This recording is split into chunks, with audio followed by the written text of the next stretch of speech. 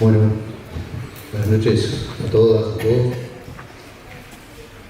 Gracias por acompañarnos hoy, en este día otoñal, más que primaveral, que nos jugó una mala pasada. Bueno, agradecerles también a los panelistas que damos.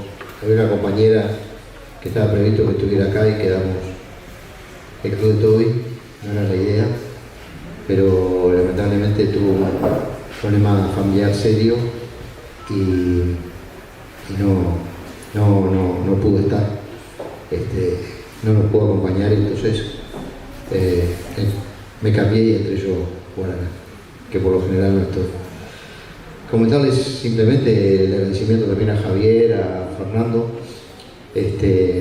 por estar hoy aquí, por acompañarnos y por aportar a discutir este tema que nos parece que es tan relevante para la sociedad. Siempre quiere ser un poco eso, un espacio donde se puedan dar debates abiertos, honestos, desde diferentes perspectivas y que se pueda discutir entre diferentes. Muchas veces se da en el ámbito de las izquierdas que discutimos entre los que estamos convencidos de ciertas cosas y nos parece que es fundamental a los efectos de poder crecer, de poder avanzar en la construcción de una sociedad diferente y de alternativas diferentes, poder intercambiar entre quienes no piensan exactamente igual.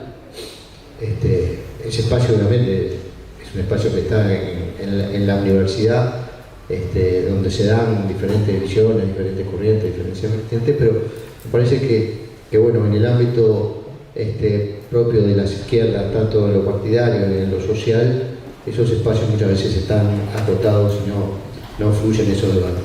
Siempre quiere ser un poco eso, un lugar de debate honesto, abierto, desde la ética de las convicciones de cada uno, y que no nos tengamos que ceñir a la... No es de acá, se movió algo de acá. Excelente. No, se ve, es este cable que tocó el mar. Bueno, nada, no darle muchas más vueltas a esto, pero eso es lo que quieren ser Siembra y es lo que quieren ser estos espacios. Queremos contribuir con otros actores del campo social, del campo partidario, del campo académico, del campo cultural, a poner temas relevantes arriba de la mesa y discutirlos. Nos parece que bueno, todos conocemos que Javier y Fernando no necesariamente comparten unos cuantos puntos de vista, pero me parece que es importante ponerlo arriba de la mesa, ni siquiera necesariamente para buscar una síntesis, y menos en una jornada de un par de horas, pero sí decir, bueno, estas cosas están, y sobre estas cosas hay que pensar y sobre estas cosas tenemos que discutir. Entonces les agradecemos particularmente a ustedes dos por compartir esta mesa, que hubiese querido ser un poco más paritaria de lo que es, pero que bueno, lamentablemente por razones que no controlamos, no puede estar la compañera que iba a estar hoy acá. Así que muchas gracias y bueno, esperemos que podamos disfrutar a pesar del frío de la noche.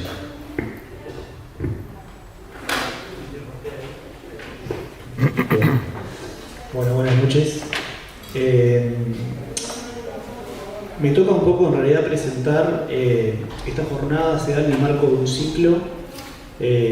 Hace 2 viernes tuvimos la presencia de Yayo Herrero, una actividad que estuvo muy buena, está disponible por si la quieren repasar después. Luego tenemos este encuentro en el día de hoy, como comentaba Pipi, con Javier y con Fernando, y tenemos 2 encuentros más. Uno de ellos es mañana con Mario Pesini, que es exdirector del Centro de Estudios de OCDE, y el próximo miércoles 26 con Eduardo Udinas y Leanne Celiberti, que vamos a estar repasando las experiencias contemporáneas de Ecuador y de Bolivia.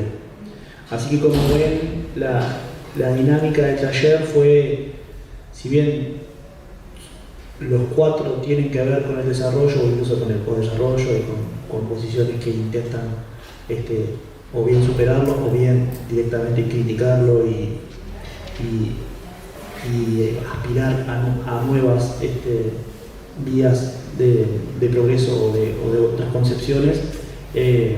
Bueno, nos parecía que era importante que en este primer ciclo de este grupo de trabajo estuvieran contempladas todas esas miradas y bueno, el nombre de la usina es una cosa que seguimos trabajando. Actualmente se llama Usina de Desarrollo Multicéntrico. Hemos querido tratar de tener un nombre lo suficientemente laxo. Sabemos que no tiene, que quizás se deba seguir ajustando, pero bueno, quisimos dar esta idea de que es mucho más que el desarrollo económico, es mucho más que alguna o algunas variables y dimensiones. Y bueno, nos pareció que ese nombre podía ser un paraguas lo suficientemente amplio como para contemplar esas visiones. Y el objetivo de la usina básicamente es bueno, partir de la idea de que ya han transcurrido prácticamente 25 años del siglo XXI, que es una idea que parece que a veces no sabemos si estamos plenamente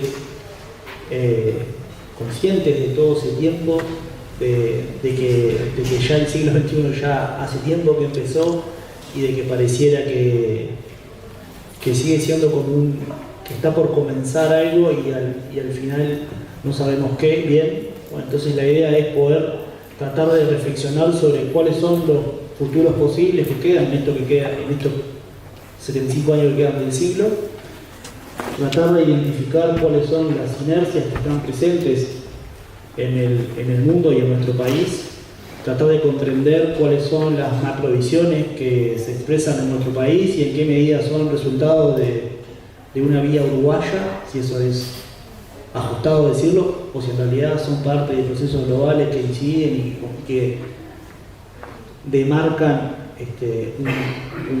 un futuro de lo posible.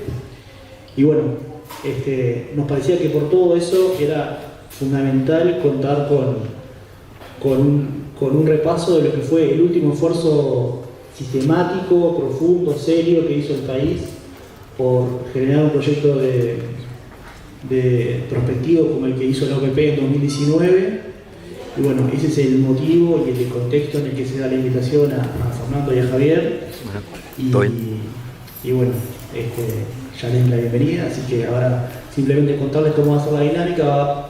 Primero va a presentar Fernando, que vamos a dar ahí unos minutos para que él presente. Después Javier nos va a dar un aporte más bien desde la academia de lo teórico y una evolución sobre eso. Y después al final les pedimos que vayan pensando preguntas o lo que sea, va a haber un espacio de intercambio.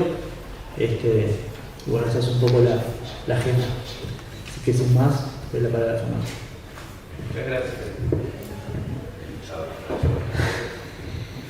Bueno, buenas tardes. A todos y todas, es un gusto estar acá. Muchas gracias siempre por invitarnos a esta instancia. Y bueno, por permitirme volver también a un tema que me ocupó mucho hace unos años y que desde entonces estoy dedicado a otras cosas y ha quedado un poco en el cajón, también porque por los procesos políticos que se fueron dando, lamentablemente todo esto no tuvo ninguna continuidad. Si ustedes fijan todos los trabajos, los informes y demás, el 2 de marzo del 2020 ya estaban bajados de internet y ustedes pueden encontrar el informe final, la estrategia de desarrollo, que es el resumen, está en el repositorio de CEPAL, ¿no? Por Estrategia de Desarrollo 2050, si les interesa ahí lo pueden encontrar, todo lo que está. Entonces, un poco a partir de lo que cambiamos con Santiago, la idea era tener una primera instancia muy breve de algunos comentarios más metodológicos y contextuales del trabajo y después dedicar unos 20-25 minutos a los contenidos más importantes.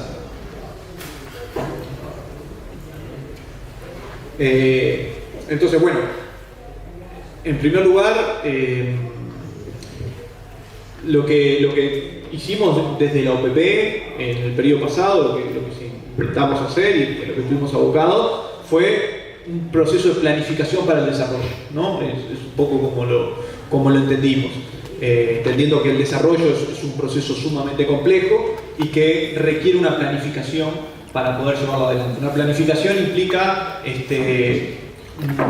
una serie de estudios y de organización de medidas de política para lograr un objetivo deseado, ¿no? Entendiendo que el desarrollo no es un proceso que se vaya a dar solo, no es un proceso que las fuerzas de mercado vayan a determinar, y que hay un papel central para que el Estado, como representante de la sociedad, electo por la sociedad y por tanto como impulsor también de una concepción de sociedad, llevar adelante una serie de medidas para lograr esos objetivos. Entonces, eso es básicamente la estrategia de desarrollo. La prospectiva es una herramienta que nosotros entendimos que era importante usar en el marco de una estrategia de desarrollo, ¿sí? La prospectiva, como dice ahí, es una herramienta al servicio de la planificación. Históricamente en Uruguay ha habido otros esfuerzos de planificación, pero fundamentalmente sin un esfuerzo prospectivo previo, y nos pareció, y bueno, yo me convencí en el proceso que la prospectiva es una herramienta importante para cualquier proceso de planificación por temas que voy a comentar muy brevemente ahora. Como ustedes saben, el contexto fue el tercer periodo de gobierno del Frente Amplio, fue ahí en el cual se dieron las condiciones como para desarrollar esto, probablemente también porque, bueno, algunas de las urgencias más fuertes que existían en 2005 cuando empezó el primer gobierno del Frente Amplio, bueno, ya habían, no voy a decir que se habían resuelto, pero se habían logrado encaminar, y bueno, llegado ese momento, llegado el tercer gobierno, bueno, hubo algunos espacios de gobierno que consideraron que era necesario hacer este proceso, ¿no? Bueno, toda una discusión si no habría que haber hecho esto desde antes. Yo creo que sí, pero bueno, también las cosas se hacen cuando se puede. Nos planteamos una estrategia y no un plan, en el entendido de que la estrategia implica un nivel de abstracción mayor, un plan es una cosa mucho más aterrizada que implica objetivos, metas y herramientas. La estrategia implica un nivel de abstracción un poco mayor, y un poco la idea era que la estrategia enmarcara los planes que los distintos organismos hicieran, y eso tenía que ver por el espacio institucional desde el cual se desarrolló el proceso. La OPP es un espacio técnico dependiente de presidencia que tiene rango ministerial, o sea, está a la altura de los ministerios y no tiene poder sobre los ministerios. Es decir, no es desde un lugar de primer ministro que pueda establecerle tareas al resto de los ministerios. Nosotros no teníamos esa potestad, tampoco la queríamos, ¿cierto? Pero bueno, la idea fue hacer un marco estratégico que permitiera que los distintos organismos planificaran dentro de ese marco.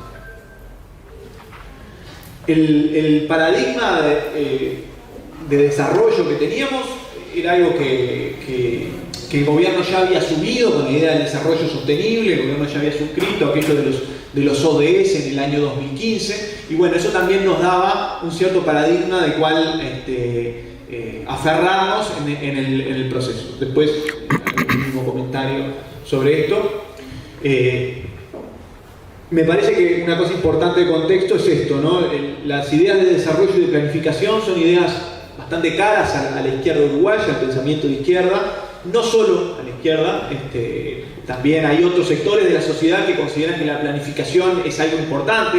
Los militares, por ejemplo, llamativamente, los militares en el CALEN tienen como una cosa, hay una cierta acumulación en este tema de manera por lo menos permanente. La izquierda uruguaya también históricamente ha considerado, y la izquierda latinoamericana en general, que la planificación es un componente importante para llevar adelante procesos de transformación social, ¿no? que tienen complejidades muy grandes y que es importante tener algunas instancias de reflexión y de planificación. Entonces, parece que también era algo natural que esto se hiciera en un gobierno de izquierda.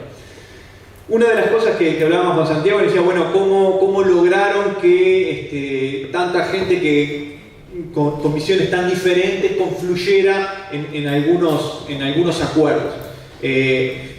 A ver, yo creo que ahí es importante la diferenciación entre la estrategia de desarrollo y la prospectiva.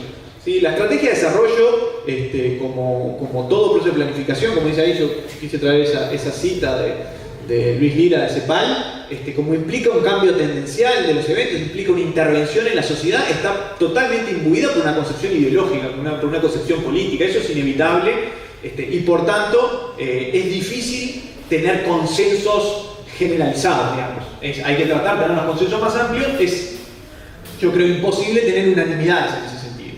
La perspectiva es otra cosa, la perspectiva es un esfuerzo para tratar de plantearse, de abrir escenarios alternativos de lo que puede llegar a pasar, ¿no? Entonces, cuando uno hace eso, ahí se puede invitar a las visiones más distintas, a las personas de los ámbitos sociales más diversos, para que aporten su visión sobre cómo ven las posibilidades, los riesgos y las oportunidades que se abren en cualquier ámbito, ¿sí? Entonces, ese es un primer proceso. Ahí se toman todos esos elementos y después lo que implica el proceso de planificación, que entre otras cosas implica elegir una imagen objetivo de hacia dónde queremos ir, que por supuesto tiene un componente político y ideológico muy claro, ahí los niveles de consenso son menores y eso también es natural. Por eso es importante que se haga desde ámbitos que están validados democráticamente, ¿no?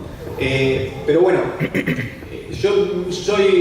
me he convencido que estos procesos de planificación son muy importantes y que es importante que cualquier gobierno los tenga, incluso un gobierno que no comparte nuestras ideas. Lamentablemente, el gobierno hoy en día tiene una concepción que bastante desprecio en la planificación, ¿no? Una idea de que, bueno, el libre mercado va a solucionar todos los problemas. Yo estuve en el proceso de transición hablando con el actual director de la Oficina de Planeamiento y Presupuesto, porque dije, bueno, mirá, hicimos todo esto, son cosas que ustedes pueden considerar. La respuesta fue, bueno, nosotros no creemos en esto, ¿no? Eso es llamativo porque en el mundo, los países desarrollados, incluso países muy liberales, como puede ser el Reino Unido, como puede ser Estados Unidos, tienen ejercicios de planificación muy potentes, ¿sí? Pero bueno, no es la situación que se dio acá.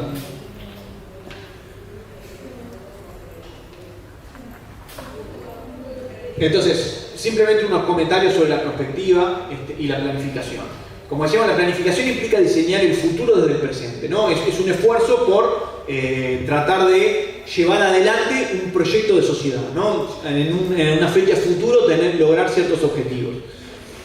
Ese proceso es indispensable hacerlo considerando las tendencias más relevantes de lo que es el contexto. Es decir, uno puede querer imaginar el futuro de manera un poco voluntarista, es decir, yo quiero ciertas características, pero si no hay un esfuerzo por pensar, bueno, cuáles son las condiciones tecnológicas, políticas, bueno, de comercio, demográficas, de lo que sea, no pasa mucho más de un ejercicio meramente voluntarista, ¿no?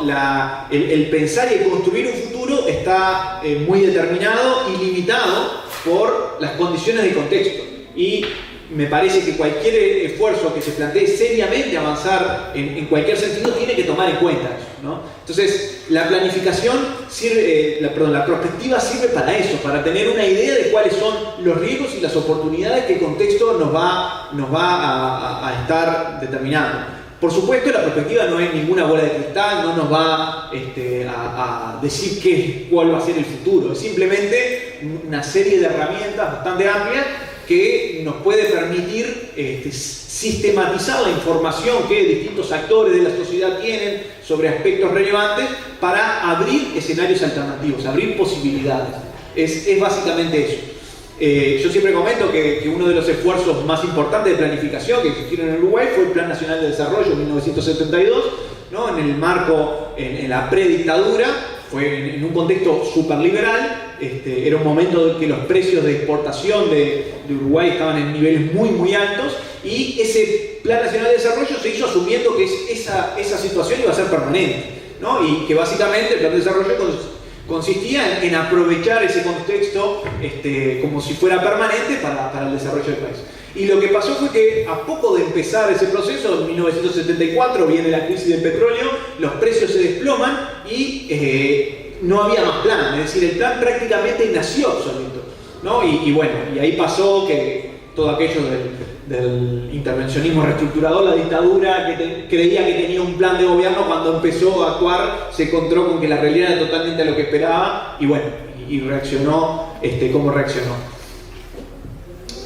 Difícilmente se hubiera podido anticipar que los precios iban a caer en 1974, pero cualquier ejercicio prospectivo hubiera planteado que una posibilidad, sobre todo mirando una trayectoria histórica relativamente larga, era que es relativamente poco probable que los precios se fueran a mantener tan altos durante mucho tiempo, porque la historia marcaba que eso era así, ¿no?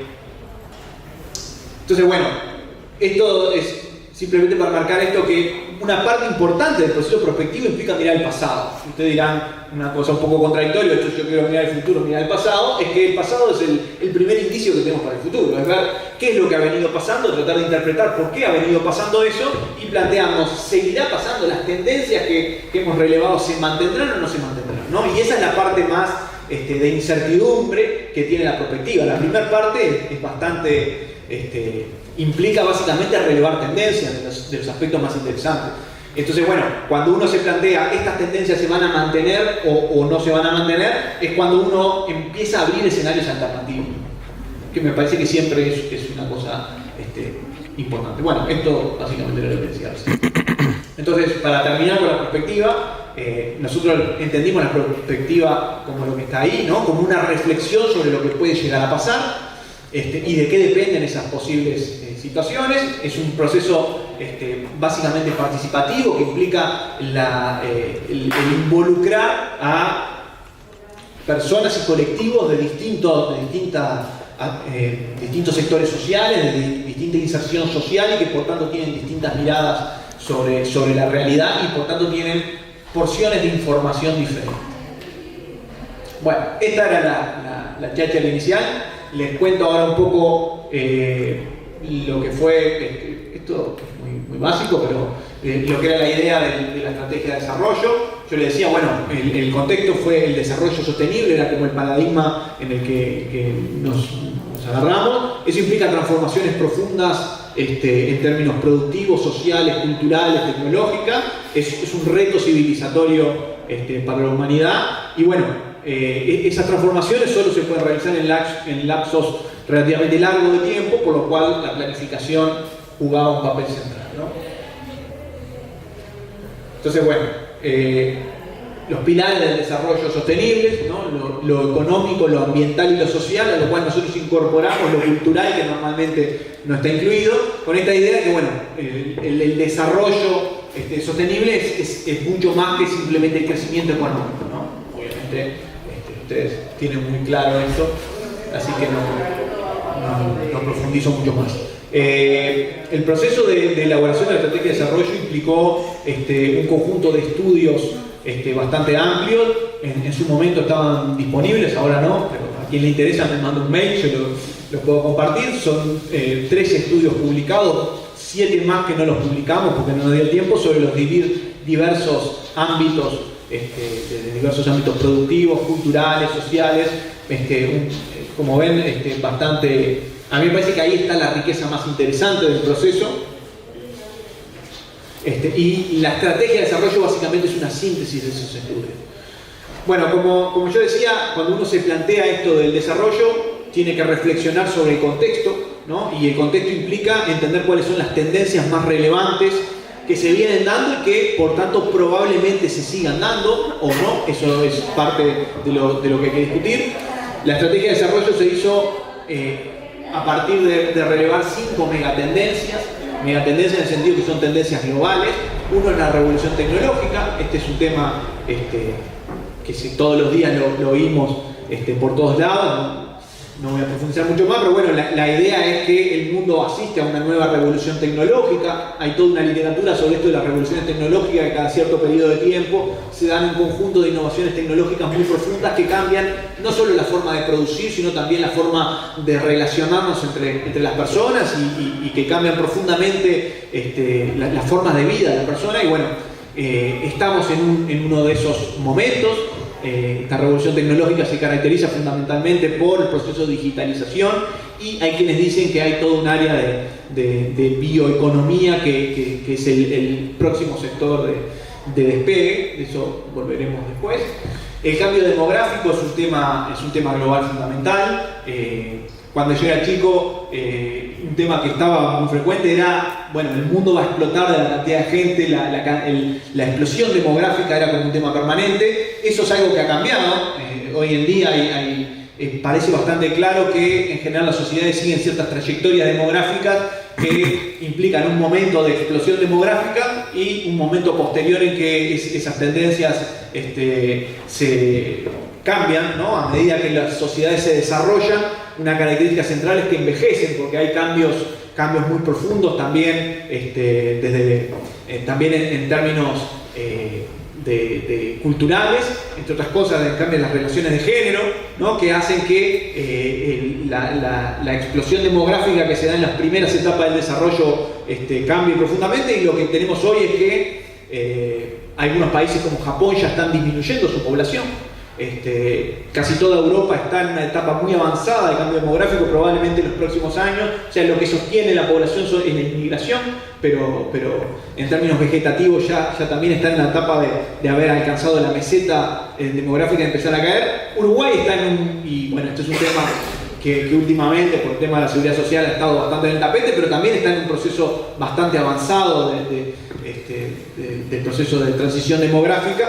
Y bueno, hay bastante conciencia de que el mundo todo va en este proceso, pero a distintas velocidades dependiendo del estadio de desarrollo de las distintas áreas, y que es probable que la población global siga creciendo probablemente hasta 2050 o 2070, ¿no? Fundamentalmente África es la zona de crecimiento demográfico más potente ahora y en los próximos años, ¿no? Algunas zonas del mundo como China, que fueron un motor demográfico durante mucho tiempo, ustedes saben que con la política de hijo único y demás ha cambiado profundamente. China se enfrenta también a un cambio demográfico muy fuerte, pero bueno, esto es un cambio muy potente que además implica cambios geopolíticos muy relevantes, y es un tema sin duda para atender.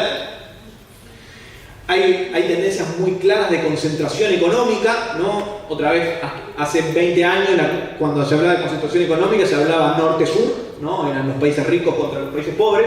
Hoy en día el problema de la desigualdad, además de que obviamente sigue siendo muy importante la diferencia entre el norte y el sur, es algo que quiebra a las sociedades, a todas las sociedades en sí mismas, adentro, ¿no? Y este tema de la concentración y del 1% más rico es un tema fundamental en Estados Unidos, en Europa. Se ve, bueno, en los trabajos de Piketty y demás, que desde la década de los 80 por lo menos hay un proceso de concentración muy potente, pero que además esa concentración se da en el 1% más rico o en el 0,1% más rico, y eso es algo que probablemente tenga mucho que ver, obviamente, con políticas económicas, ni que hablar, pero también con algunas características de las tecnologías más potentes en este momento.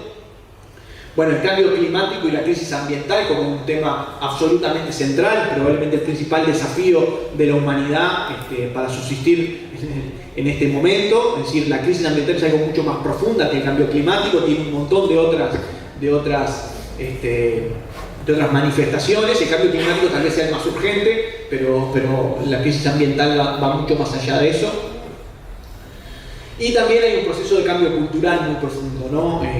Esto también, con esta idea de que las sociedades, a medida que avanzan en su proceso de desarrollo económico, también se van produciendo cambios culturales muy profundos en las sociedades, ¿no? Típicamente era el proceso de industrialización, allá en el siglo XIX, el principio del siglo XX, implicó un cambio muy profundo en los aspectos culturales de la sociedad, todo el proceso de racionalización, de secularización, el momento de surgimiento de los partidos políticos, de los sindicatos, de esas grandes organizaciones.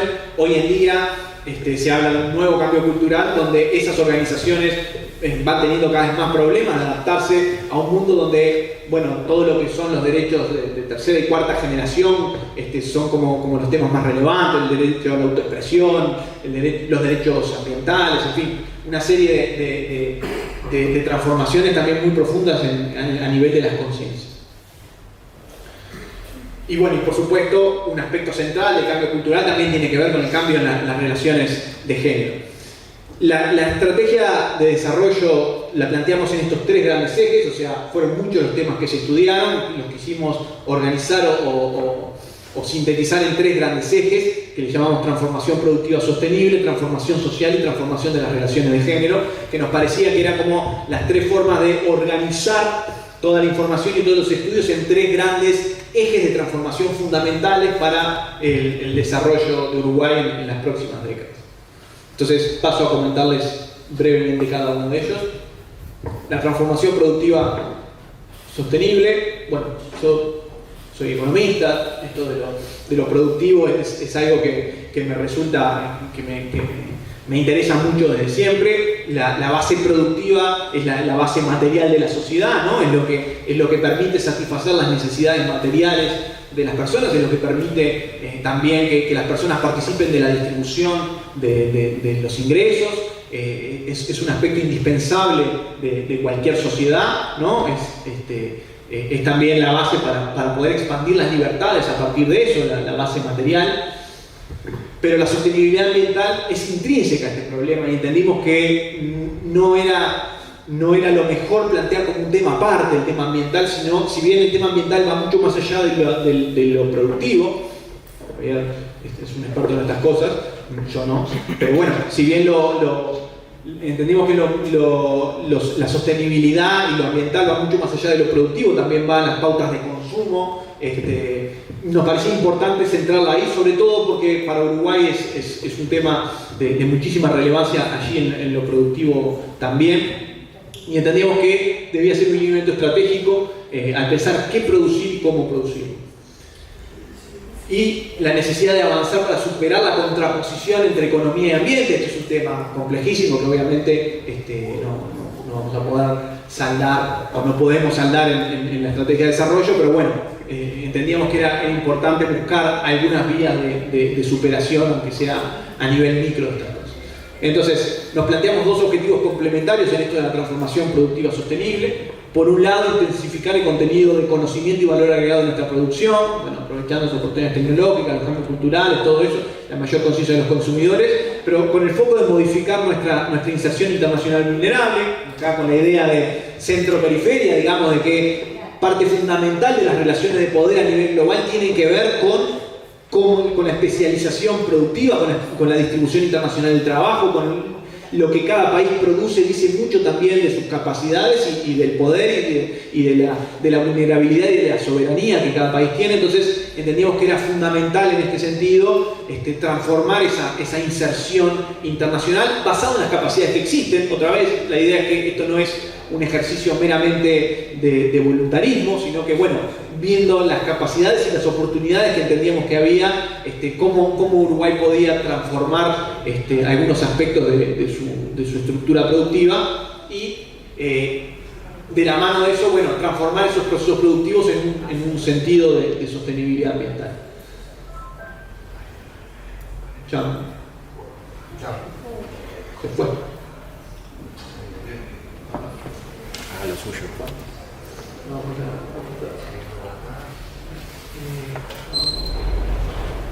intentar ponerle un poco de dramatismo.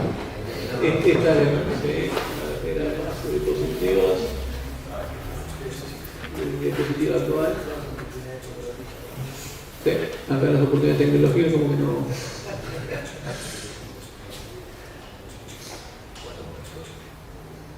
Mucho monitor, ¿no? Si querían que terminaran en la lucha, era más fácil.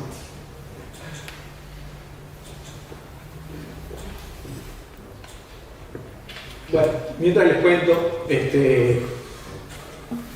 la idea de esto de los complejos estratégicos priorizados también surge de una interpretación de la revolución tecnológica de la que hablábamos hoy al principio.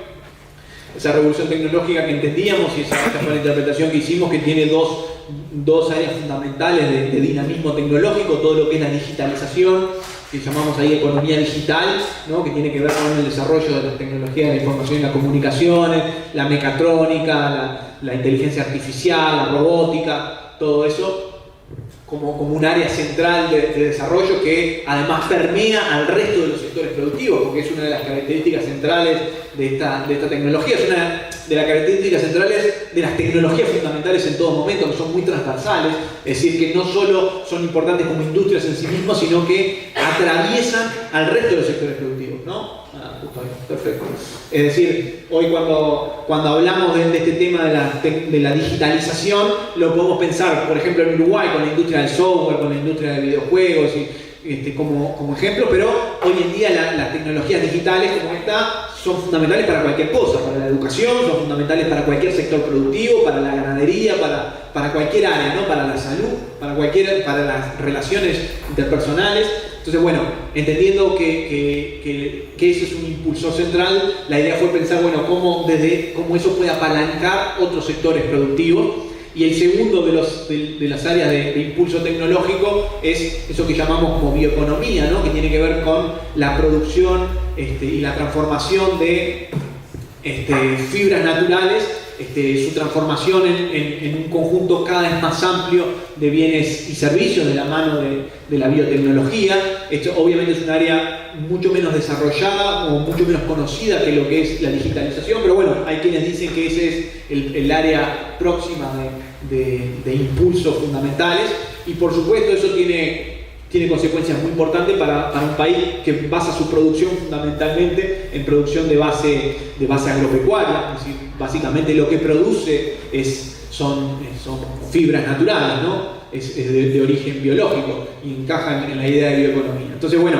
la idea es de la convergencia tecnológica entre esas dos grandes áreas, cómo surgen oportunidades y desafíos para distintas áreas de producción, basado en las capacidades actuales que el país tiene, ¿no? Entonces, bueno, ahí todo el tema de la tecnología de la información y comunicaciones fue un tema de estudio específico.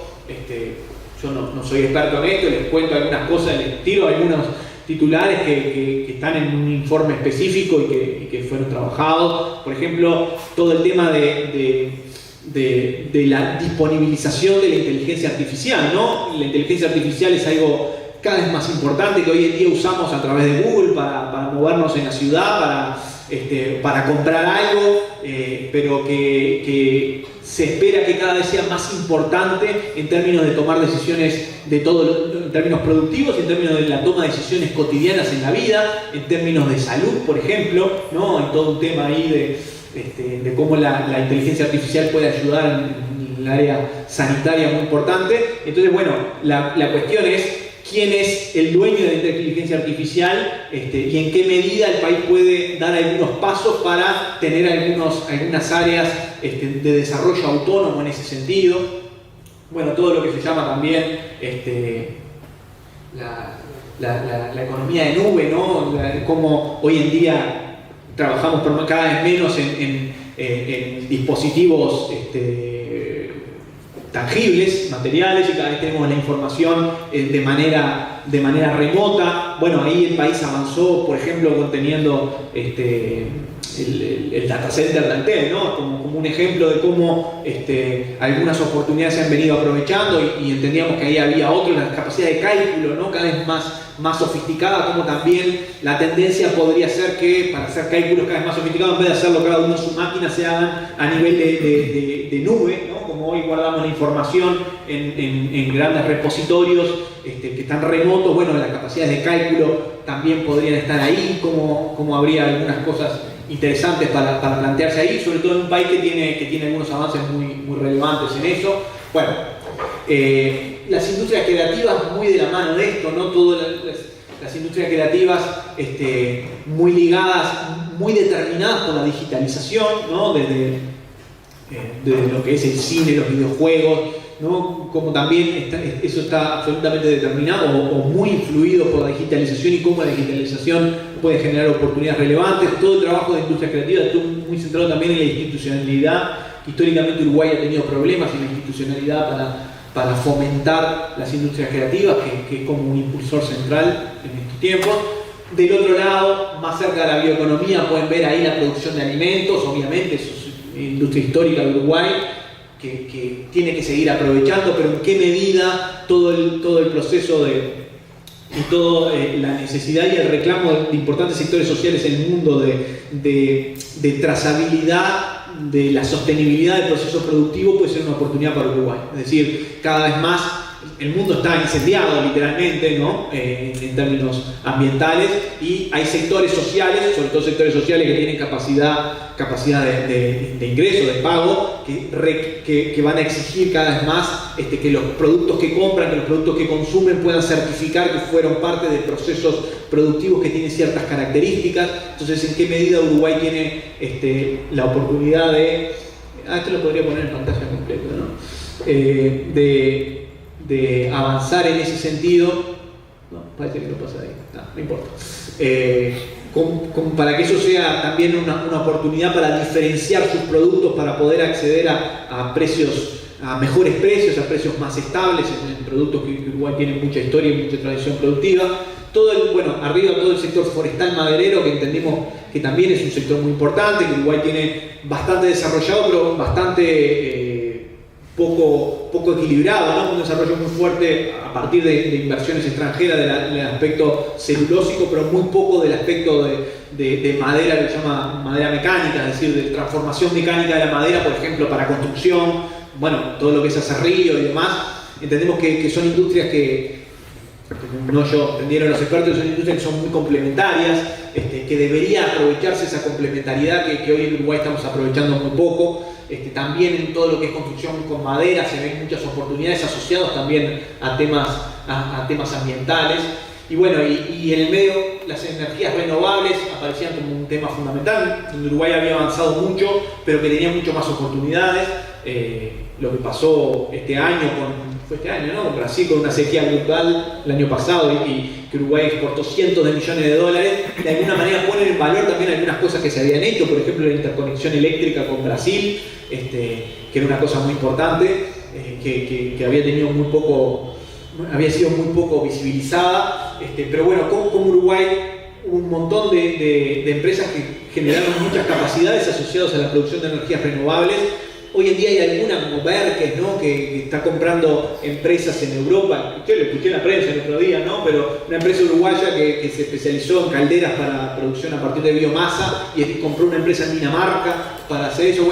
Entendimos que ahí hay un montón de áreas también que podrían y deberían desarrollarse. Y el turismo también como una industria tradicional del país, pero muy centrada en sol y playa, que es como la versión más débil, más commodity del turismo, y cómo también desde ahí se podría avanzar en desarrollar esa industria para tener otras oportunidades. Paso porque ya hace un rato que estoy en esto.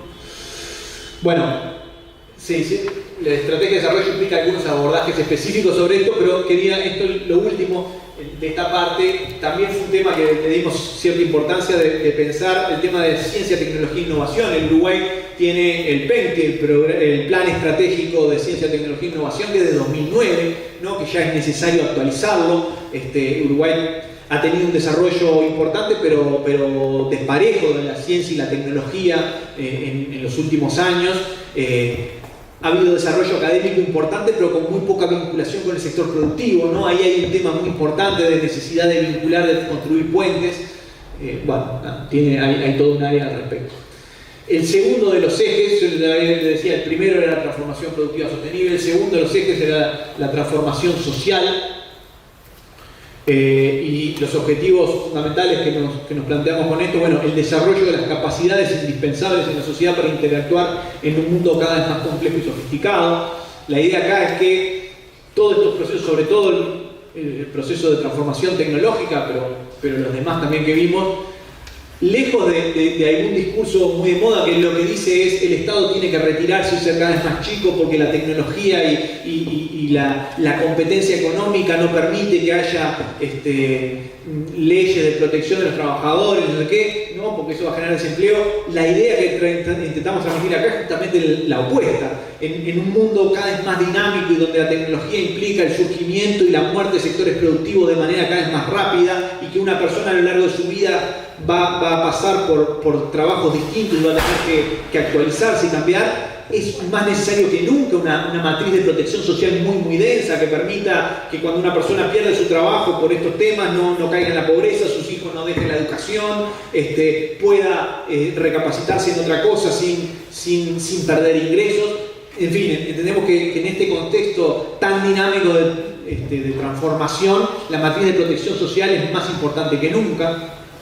Y uno de los objetivos fundamentales es la reducción de las desigualdades, es decir, desigualdades múltiples en muchos sentidos, no solo económica, en un contexto en que como veíamos, parece señalar hacia el agravamiento de las desigualdades. En fin. Y en particular los estudios se centraron en dos determinantes claves de cambio en la estructura de riesgo social, entre muchos posibles. Uno es el cambio demográfico y lo que fue el estudio demográfico que se llevó adelante, que simplemente señala esto, que algo conocido, pero me parece interesante haberle puesto números, que el proceso de envejecimiento de la población de Uruguay es un proceso muy relevante. Lo que está allá arriba es la población total de Uruguay a 2050 en los distintos escenarios que se construyeron, y si ustedes se fijan, en realidad el margen de variación es muy pequeño, es decir, la población en 2050 va a estar entre la población actual de Uruguay y los 4 millones. O sea, fíjense que es un margen de variación muy pequeño, y eso incluso considerando la posibilidad de que haya movimientos migratorios bastante relevantes, aunque dentro de lo que se consideró posible siempre, ¿no? Y lo que está abajo es el nivel de envejecimiento, es decir, el porcentaje de población mayor de 65 años en cada uno de los escenarios, ¿no? El más clarito es la situación actual, la situación de 2016, y el otro es todos los otros escenarios. Incluso, fíjense que hay algunos escenarios que implican, por ejemplo, un aumento de la fecundidad, que es un poco en contra de lo que todos los expertos te dicen. Es muy difícil que se construya un aumento de la fecundidad, todo apunta en el sentido contrario, pero bueno, quisimos generar un escenario de ese tipo para ver qué pasaba, y aún así el proceso de envejecimiento es un proceso que Uruguay está enfrentando y va a enfrentar. Pero sobre todo la interpretación es no verlo como una maldición, sino al revés. Eso es consecuencia de cambios muy positivos de la sociedad uruguaya, que la sociedad las personas vivimos cada vez más, y eso es muy bueno, y además eso es fácil de verlo como algo positivo. La caída de la fecundidad es más difícil, pero también la caída de la fecundidad tiene que ver con una transformación fundamental de las relaciones de género, y que las mujeres empiezan a decidir de manera cada vez más autónoma cuántos hijos quieren tener y cuándo quieren tenerlo, ¿no? Y hay una cosa muy que es bastante directo de ver, cómo a medida que las mujeres aumentan en su nivel educativo, postergan el primer embarazo normalmente a terminar de estudiar, y eso lleva a que, claro, el primer hijo en vez de tenerlo a los 18 años lo tiene a los 35. Mira, claro, Lilian es experta en estos temas, y obviamente eso implica un cambio muy profundo en la cantidad de hijos que tienen a lo largo de la vida, pero eso es consecuencia también de una ampliación de horizontes. Por supuesto que acá hay un montón de cosas a tomar en cuenta, después en todo caso las comentamos, pero obviamente no es lo mismo una mujer de alto nivel de ingreso que de bajo nivel de ingreso. Ahí hay también fenómenos contrapuestos que se observan, ¿no? Algunas mujeres dicen que hubieran deseado tener menos hijos que tuvieron, pero otras dicen que hubieran deseado tener más hijos que tuvieron, y esos son temas muy importantes para tomar en cuenta. Y el otro de los determinantes de cambios en la matriz de riesgo social son cambios en el mundo del trabajo. Lo que tienen ahí es simplemente un gráfico del estudio de demanda de trabajo que se hizo, que fue, bueno, tratar de ver cuáles son los sectores productivos que más probablemente generen empleo en las próximas décadas en Uruguay. Y obviamente esto era imposible hacerlo sector por sector de las encuestas, de las cuentas nacionales, y lo que se hizo fue agrupar los sectores de acuerdo a ciertas características, ¿no? Y fíjense que hay 5 grupos: los sectores públicos, servicios públicos tradicionales, ahí está educación, salud, seguridad, alguno más, las transversales tecnológicas y organizacionales, ahí está todos los servicios profesionales, la informática, servicios financieros. El otro es consumo privado interno, son un conjunto muy amplio de actividades, entre otras comercio, que es el principal empleador en Uruguay, ¿no? Después están los sectores exportadores competitivos y los exportadores con problemas de competitividad. Simplemente la conclusión de esto, ahí es difícil verlo porque además justo hay una línea, el cero queda atrás de la recta horizontal, pero la idea es cuál es la tasa promedio de creación de empleo en las próximas décadas. Eso fue lo que se preguntó a los expertos y la conclusión es los dos primeros son los que pueden generar empleo, servicios públicos tradicionales y las transversales tecnológicas, mientras que las demás lo más probable es que pierdan empleo. La barra es el rango, el punto es la media de lo que los expertos consideraban y la barra es el rango entre el máximo que se consideró posible y el mínimo que se consideró posible, ¿no? Entonces, los dos primeros sectores están arriba del cero, es decir, que probablemente sean generadores netos de empleo, y los otros están o sobre el cero o debajo del cero, ¿no? Que probablemente tiendan a perder empleo en las próximas décadas. Bueno, entonces la conclusión es la necesidad de un sistema de protección social universal. El universalismo es una cosa muy antigua, pero también muy potente. Justo ahora que se está hablando de la reforma de la seguridad social, ¿no? Seguimos pensando en una seguridad social que se financia con aporte del trabajador y del empresario, en un contexto en el que las empresas que más ganan cada vez ocupan menos trabajadores, ¿no? Entonces ahí se genera un problema porque tendemos a financiar todo el sistema de protección social en los sectores que tienden a quedar más rezagados, mientras que los sectores que explotan, que generan más riqueza, tienen cada vez menos trabajadores. Entonces, si no hay otro tipo de aporte que no esté atado a la cantidad de empleo generado, el sistema va a tener problemas en cualquier caso, ¿no? Y además tendemos a sesgar el financiamiento para los sectores que tienden a generar más empleo, por tanto tendemos a hundir a esos sectores. Entonces, bueno, me parece que hay ahí, a partir de la idea del universalismo, hay un montón de cosas interesantes para pensar. Bueno, ahí se hablaba obviamente de brindar protección a lo largo de toda la vida a toda la población, independientemente de su trabajo, su edad, su sexo, su ascendencia étnica, orientación sexual, con foco en las poblaciones más vulnerables, ¿no? Eso como un tema central. Y finalmente, el tercer eje que nos pareció fundamental era este de la transformación de las relaciones de género, porque entendíamos que era central por razones, tanto por razones de fondo, como obviamente en la idea del desarrollo, como la ampliación de las libertades y las capacidades, es un tema fundamental para más de la mitad de la población, pero también en temas instrumentales, es decir, es muy difícil pensar los procesos de desarrollo de los demás que hablábamos en temas productivos, sociales, si no hay transformaciones importantes en términos de relaciones de género. Entonces, simplemente para mostrar algunas cosas, esto es la evolución de la tasa de actividad, es decir, la cantidad de gente, no sé cuánto voy, pero estoy por terminar, pero no sé. Esto es la cantidad de gente que trabaja o busca trabajo, es decir, es la fuerza laboral, digamos, del país, desde el 81 hasta el 2015, hasta el 2016, y la línea del medio es el total, pero si se fijan, la apertura por sexo, arriba son los varones, y está chato, o sea, no crece nada, y de hecho está en niveles máximos, no tiene mucho margen para crecer, ¿no? 75%, si uno piensa que además eso es todos los mayores de 14 años, es altísimo, difícilmente ahí pueda crecer. Y lo otro es las mujeres, ¿no? La tasa de participación femenina, cómo ha venido creciendo, y es eso lo que ha empujado el aumento de la tasa de participación global. Es decir, si desde los últimos 30 años en Uruguay ha aumentado la fuerza laboral, es pura y exclusivamente por la incorporación de mujeres al mercado de trabajo, ¿no? Pero nos planteamos, bueno, ¿cómo va a evolucionar esto? O sea, la participación laboral en los próximos años.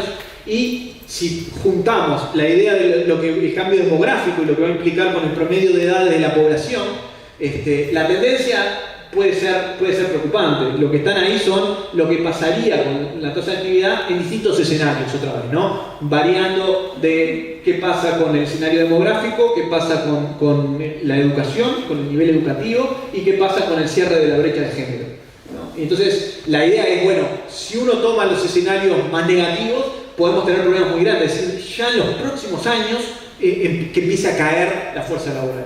Pero eso no es un destino ineluctable, eso se puede hay posibilidades de hacer políticas para evitar eso, ¿no? Y los ejes centrales están la brecha de género, bueno, el tema demográfico, pero es donde tal vez hay menos para hacer, pero en temas educativos, ¿no? Brecha de género y temas educativos pueden hacer que incluso 2050 lleguemos con una fuerza laboral no menor que la que tenemos hoy, ¿no? Entonces, bueno, eso señalaba ahí también necesidades muy relevantes. Pero por supuesto, cerrar la brecha de género tiene la contracara de que las mujeres participan menos en el mercado de trabajo remunerado porque participan mucho más en el trabajo no remunerado, ¿no? La distribución de las tareas de cuidado, las tareas de trabajo no remuneradas están muy lejos de ser equitativas en Uruguay, y lo que tiene allí es cómo se distribuye el trabajo remunerado y no remunerado. Y eso tiene consecuencias, y eso para empezar es algo que es un freno para que se siga procesando ese cierre de la brecha de género en el mercado de trabajo. O sea, si no hay una transformación en esto, en las tareas de cuidados, de trabajo no remunerado, es muy difícil pensar en que las mujeres sigan incorporándose masivamente al mercado de trabajo.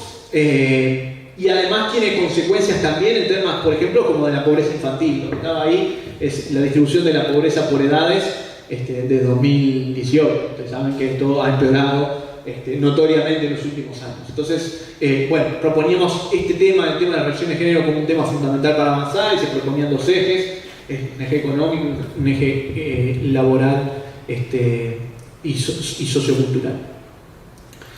Nada, ahí terminé, simplemente reflexión final. Yo creo que el trabajo fue interesante, para mí fue muy enriquecedor, muy demandante también, pero fue interesante. Pero bueno, lo que la realidad nos mostró fue que todo ese trabajo se borró de un plumazo en 2 minutos, ¿no? Y bueno, yo no sé si esto es evitable, pero yo creo que avanzar en temas institucionales, para institucionalizar la planificación, para que, por supuesto, un gobierno con otras ideas hará otros procesos de planificación, pero que por lo menos haya ciertas capacidades técnicas, porque además el equipo que trabajó en esto obviamente fue desmantelado por completo.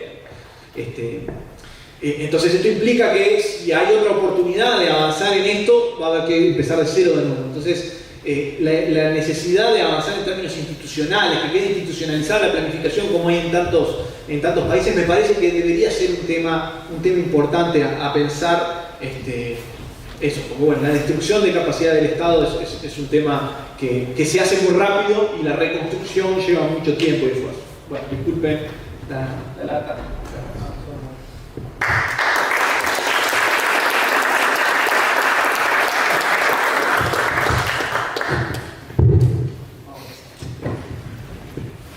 Buenas noches a todas, a todos.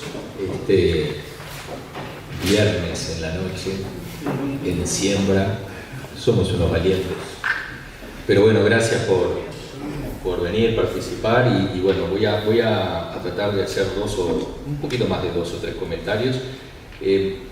Primero, al inicio nos presentaron como que íbamos a tener algunas fuertes discrepancias, y yo creo, ya empiezo diciendo que me parece que este es un trabajo fenomenal, es muy bueno por esa cantidad de información que se tiene, y por el esfuerzo. Yo coincido en esa necesidad de una visión de mediano a largo plazo, y también me apena no solo que desde el punto de vista oficial no se le haya dado importancia, sino que tampoco capilarizó. Yo soy docente de la Facultad de Ciencias Sociales, de la Licenciatura en Desarrollo, apenas si es mencionado en la bibliografía, en el trabajo de los propios estudiantes. Entonces, eso me parece que es, cuando venga una nueva oportunidad, hay que pensarlo, ¿no? Y eso es un comentario como, al final voy a dar una idea de cómo quizás se podría llevar ahí. Y yo creo que tiene que ver, claro, con el ejercicio de prospectiva, de pensar, ¿no? Hay una opción obvia en la experticia, en los expertos, ¿no? Porque así es como está esa metodología pensada. Pero capaz que tiene limitaciones en ese sentido, porque faltó la siguiente etapa, o quizás la primera etapa. ¿sí? O sea, cómo se da esta discusión para alcanzar esas ideas, esas tendencias, etc., ¿no? Antes de eso, o mejor dicho, eso ya lo tiro como una primera, quizás, no sé si provocación o reflexión, pero lo segundo, yo quedé muy enganchado con la presentación de Yayo Herrero, la vi no vine, pero la vi por YouTube, y ¿por qué quedé impresionado? Primero porque yo soy un BBVA, no sé si recuerdan, ella empezó diciendo ¿desde dónde estoy hablando? Y ahí, yo dije, estoy en el lado de los magos. Blanco, burgués, varón, heterosexual, etc. Pero no, eso es nada más una cuestión jocosa. Yo hablo, en realidad sí, con las limitaciones que significa estar desde la academia, ¿no? Con una reflexión, dando clases, tratando de investigar, etc. Pero también hablo desde una formación como antropólogo, que muchas veces nos hace estar todo el tiempo en contacto, ¿no? Porque hacemos esa observación participante, la etnografía, etc. Entonces, un segundo aspecto acá tiene que ver con los lenguajes, ¿sí? Y eso también me quedó de la presentación. Yo anoté algunas palabras, ¿no? El otro día, Herrero, y muchas de las que estaban acompañándola también en la mesa, fue muy crítica, ¿verdad?, de algunos de los términos que aparecen aquí como centrales. Desarrollo sostenible, incluso la cuestión de la equidad. Ella habló de guerra en la vida, habló de centrar en la vida, ¿no?, el pensamiento prospectivo, habló de suficiencia, ¿no?, un término que tiene que ver con, bueno, cómo determinamos, ¿no?, en un mundo que tiene ciertos límites, qué es lo necesario, qué no es necesario. Habló de redistribución radical de la riqueza, creo que acá también se habla, ¿no?, pero le agrega esa idea de radicalidad, que no sé muy bien qué quiere decir, pero a lo que voy es, dentro de las izquierdas estamos como con distintos lenguajes, quizás para hablar lo mismo, pero estamos construyendo léxico, estamos proponiendo conceptos, palabras que no siempre entendemos lo mismo, y la pregunta es quién hegemoniza o cómo hegemonizamos ese lenguaje, ¿sí? O sea, mucho de lo que se presenta en este informe de la estrategia nacional son términos que para muchas personas en la izquierda hoy no están bien vistos, o mejor dicho, no es que no estén bien vistos, tienen una genealogía crítica, ¿sí? Son ambiguos, han demostrado ciertas limitantes para explicar la realidad. Y eso me pasa a mí. Yo recientemente soy el coordinador del programa de investigación en desarrollo sostenible de la Facultad de Ciencias Sociales. Yo llegué después de que se creó, ¿sí? Y así como vos decías, el gobierno ya había firmado ciertos acuerdos y por eso, ¿no?, los ODS, la Agenda 2030, bueno, yo estoy ahora coordinando un programa que si hubiera tenido tiempo, hubiera pensado bien si le queríamos poner de desarrollo sostenible. Y eso que soy una de las personas que digo, el desarrollo sostenible es lo mejor que tenemos hoy para dialogar entre distintos sectores de la sociedad, ¿no? Porque hablar de buen vivir, o hablar de esto, ¿no?, la vida en el medio, bueno, también excluye a mucha gente, porque todavía no estamos preparados para ese consenso lingüístico, ¿no? Pero ahí yo veo un problema, ¿sí?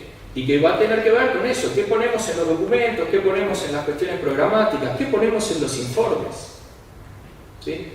Porque hay mucha gente que no se siente hoy día cercana a esos lenguajes. Y quizás están hablando de cosas muy parecidas, ¿no? De nuevo, ¿no? O sea, ser buenos ancestros, ¿no? Decía el otro día Yayo Herrero, ¿qué quiere decir ser buenos ancestros? En términos de pensar las generaciones futuras, ¿no? Una cosa es desarrollo sostenible que dice llevar adelante nuestra vida sin poner en riesgo, ¿no?, como es las necesidades futuras. Y está bien, digo, parece algo importante y tiene una genealogía, Brundtland incluso de antes, ¿no? Pero diga, tenemos que ser buenos ancestros, ¿no? Es un lenguaje aparte que se acerca mucho también a lo que está pasando en otras regiones de América Latina, la ancestralidad, lo indígena, ¿no? Que ha sido reconocido en ciertos países incluso como parte de los derechos culturales, ¿no? Entonces, bueno, ¿cuán cerca estamos nosotros de nuestro contexto más cercano, geográfico-cultural, que es América Latina, o cuánto utilizamos en nuestro idioma, en nuestro lenguaje, todavía una mirada más eurocéntrica o euroatlántica? No tengo una respuesta clara de esto, simplemente lo menciono de que es, creo yo, un problema o un dilema de cómo vamos a avanzar para que esto sea útil. Lo segundo, bueno, dentro de esto mismo es esta cuestión, crecimiento, decrecimiento, postcrecimiento, ¿no? Acá me pareció muy bien lo que decía Fernando. Creo que ninguno de los que ha trabajado en esta perspectiva cree que el crecimiento económico es todo, ¿no? Y ya llevamos muchas décadas de crítica a eso. Sin embargo, sigue siendo muchas veces el parámetro para decir si estamos bien, estamos mal, para el sentido común incluso, ¿no? En los medios, etc.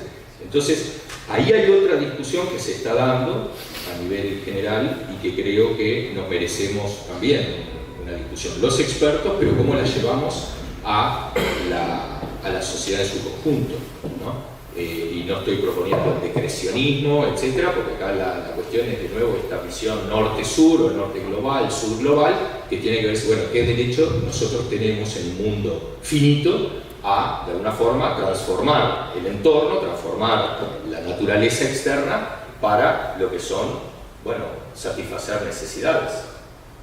Pero claro, ahí después entran los problemas, porque durante mucho tiempo en el progresismo, ¿no? En nuestro gobierno del Frente Amplio, se habló de decir, no, pero no son las necesidades nuestras, son las necesidades de 40 millones de personas.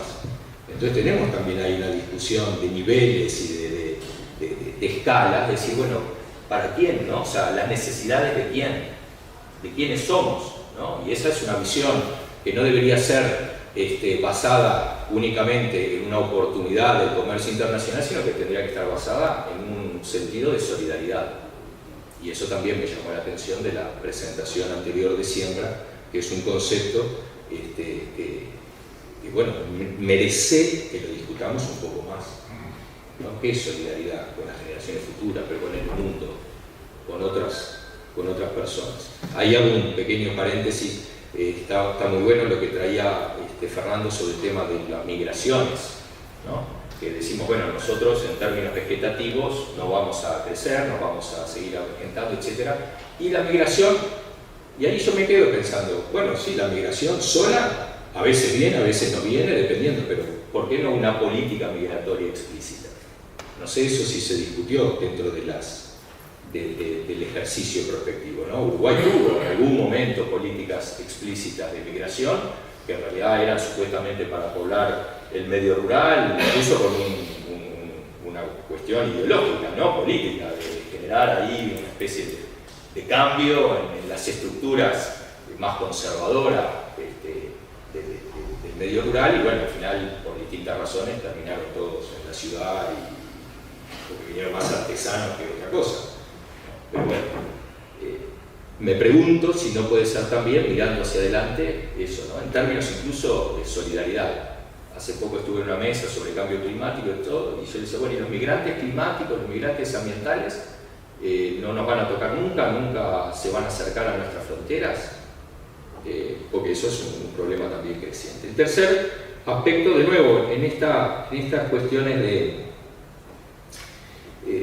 dónde ubicar este pensamiento, ¿no? Y tengo sí una mala costumbre de tratar de encontrar, ¿no?, autores o que nos plantean ciertas tipologías, ciertas corrientes de pensamiento. Y hay un alemán, Mario Candeias, que plantea, ¿no?, para abordar el tema de la transición socioecológica, y dice, bueno, en Europa al menos, ¿no? No sé si es aplicable completamente, que hay 4 grandes corrientes. Una es, como se dice, business as usual, ¿no? Que siga para adelante esto y que pase lo que tenga que pasar, ¿no? Hay muchos optimistas tecnológicos y de mercado, ¿no? Cornucopianos, que es el nombre que a veces se utiliza por el tema del cuerno de la fortuna, ¿no? Los cornucopianos. Esa sería una corriente que hoy creo que todos hay un consenso general, aunque siempre hay diferencias y creo que crecientes, de que esa no es en realidad una solución posible para un mundo con crisis múltiples. La segunda es el capitalismo verde, ¿no? La economía verde, ¿no? Como diciendo, ok, dentro de las facciones del capital tenemos las facciones más de la economía fósil, ¿no? Que son las que tratan todavía de mantenerse en el poder, y tenemos todas unas facciones del capital que están viendo, es decir, no, la transformación de la economía hacia esos sectores de la regeneración de la naturaleza, la bioeconomía, etc., es una oportunidad para seguir haciendo negocios y que de paso cañazo mejora un poco, por lo menos en algunas partes del planeta, las condiciones ambientales. Una tercera corriente es más volcada hacia la sociodemocracia y que dice, bueno, no alcanza, el mercado esto no lo va a solucionar porque esa transición no va a ser justa, ¿no? Van a quedar en el camino muchos trabajadores, ¿no? en ese enverdecimiento de la sociedad. Bueno, ¿qué pasa con todos los que trabajan en los sectores fósiles, ¿no? o que van a cambiar por los cambios tecnológicos que decía Fernando?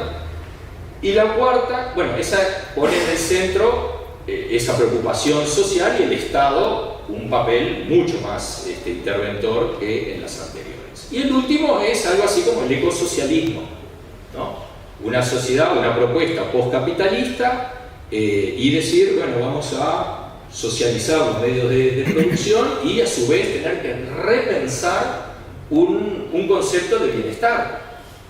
Un concepto de bienestar y de riqueza considerando estos límites ambientales y también de justicia social o justicia ambiental. Esta propuesta yo creo que está a medio camino entre el capitalismo verde y la otra propuesta más de la socialdemocracia, ¿sí? Y yo creo que es un poco el punto más realista para las condiciones actuales, ¿no? Pero bueno, de nuevo, ¿hacia dónde miramos? ¿Cuál miramos? Yo creo que sí, como país, de las condiciones de inserción internacional, etcétera, etcétera, bueno, es ahí donde nos tendríamos que ubicar. Nos corremos un poco más hacia esa versión más socialdemócrata o jugamos porque el otro además habilita innovación y habilita incentivos para buscar otras cosas. Ese es un modelo más bien de autores europeos. En América Latina hay otros. Y con eso también deberíamos dialogar, ¿sí? Hay buenas conversaciones justamente entre decrecionistas europeos, ¿no? Más volcados a esa versión entre la socialdemocracia y el ecosocialismo, y el buen vivir, ¿sí?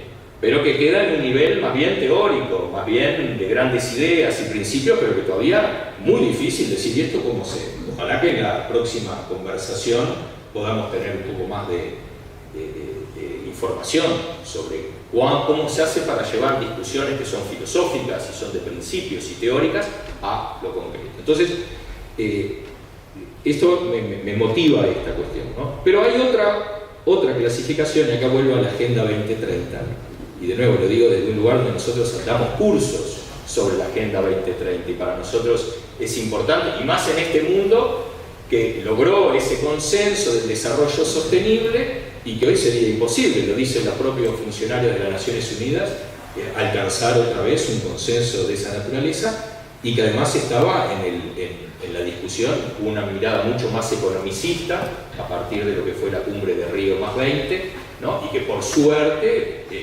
de alguna forma se priorizó una mirada multidimensional y no solamente de esta economía verde. Eso estuvo en discusión hace unos años y el derivado es la Agenda 2030. Pero en realidad la Agenda 2030, acá toma un autor, se llama Wolfgang Sachs,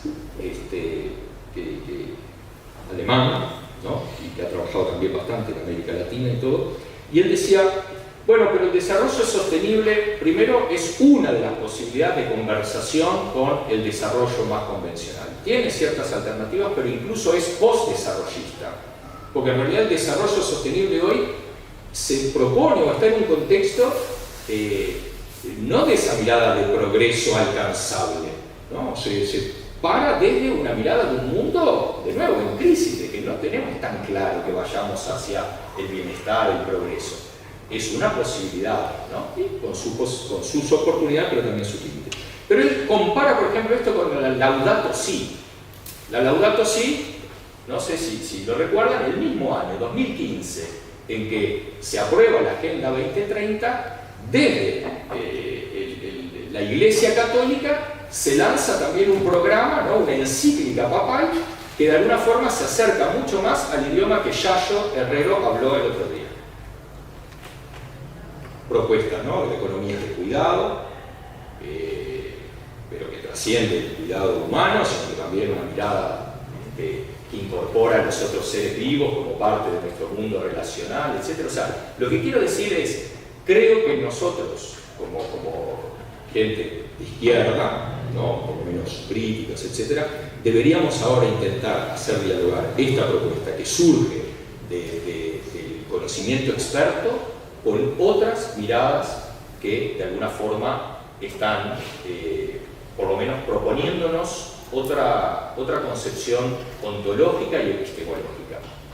No sé si será posible ese diálogo, pero me parece que es parte del desafío que tenemos por delante, ¿sí? Los expertos, pero también todos nosotros, ¿no? Los ciudadanos. Y porque acá lo que está en discusión también, a mí me parece buenísimo que se pongan en este trabajo la palabra transformación, pero eso es una discusión también conceptual. En realidad se habla más de transición que de transformación, ¿sí? Y la transición de alguna forma es cuando uno sabe más o menos a dónde va. Pero claro, es un mundo bastante incierto, lo acabamos de escuchar, ¿no? Todas las variables, todo lo que proponíamos, y hasta me animo a preguntarte, o sea, qué cosas de lo que pasaron después del 2019, que han sido muy profundas, fueron o no previstas en esas tendencias, ¿no? Pasamos por este enorme, no sé cómo llamarlo, ¿no? Elemento, lo llamamos COVID-19, pandemias y todo, pero en realidad vino a sumar las cosas que ya se venían, ¿no? Me pregunto cómo, si los expertos lo pudieron tener presentes como un escenario de esa naturaleza, y bueno, qué lecciones hemos aprendido. No solo eso, bueno, estamos en guerra entre algunos países centrales, problemas de la crisis energética que ya venía, pero que se han agudizado. Creo que algunos de esos deben haber estado incorporados, pero me animo a preguntar eso. ¿Pero por qué traigo esta transición y transformación? La transición es eso, es hacia dónde yo voy. Pero es muy difícil hoy pensar realmente hacia dónde se puede ir, ¿no? Y ahí lo que entra es este concepto de transformación, que la transformación tiene que partir, por lo menos eso es en algunos círculos que se está discutiendo, desde estas experiencias concretas de cambio que se están dando de forma descentralizada y tienen que ser lo suficientemente abierto para hacerlas converger hacia un rumbo, pero que tienen que al mismo tiempo, capaz que esa es la palabra que ustedes usan, de descentralización, de desarrollo multicéntrico. Y ahí sí la palabra transformación agarra otra fuerza, ¿sí? Y ahí abro un pequeño paréntesis por el tema de la bioeconomía que se planteaba, ¿no? Como una posibilidad, un campo, una gran oportunidad. En algunas otras instancias que estuvimos conversando, estaba Lucía Pitalúa, estaba también que fue director de desarrollo rural en Canelones, Carámbula, y ahí alguien hizo una pregunta interesantísima sobre esto de la bioeconomía, ¿no? Como oportunidad, dice, bueno, pero ¿de quién es la biomasa? ¿Sí? O sea, ¿quién es propietario de la biomasa para esa transformación? ¿No? Y ahí entramos en esa cuestión de la concentración económica, y que en los últimos años tampoco se intentó, ¿no? Hacer por lo menos mitigar esa cosa, pero se mantiene.